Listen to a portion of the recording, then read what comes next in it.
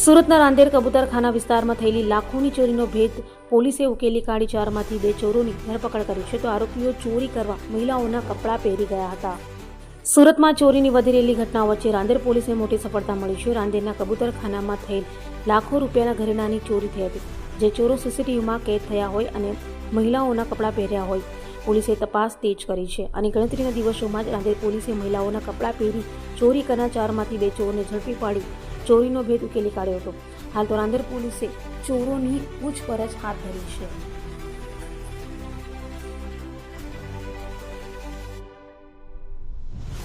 27-28 ફેબ્રુઆરી 2026ની રાત્રે Rander police station વિસ્તારમાં doctor Hiren શાહના બંધ મકાનમાં એક ઘરફોડ ચોરીની ઘટના બનેલ।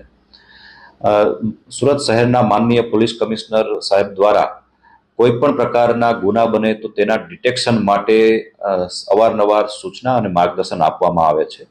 તે અનુસંધાને ઝોન 5 વિસ્તારની ટીમો તેમજ રાંદેર પોલીસ સ્ટેશનની ટીમો દ્વારા આ ઘરફોડનો ગુનો ઉકેલવા માટે હ્યુમન ઇન્ટેલિજન્સ અને ટેકનિકલ ઇન્ટેલિજન્સના આધારે તમામ તૈયારીઓ ચાલુમાં હતી।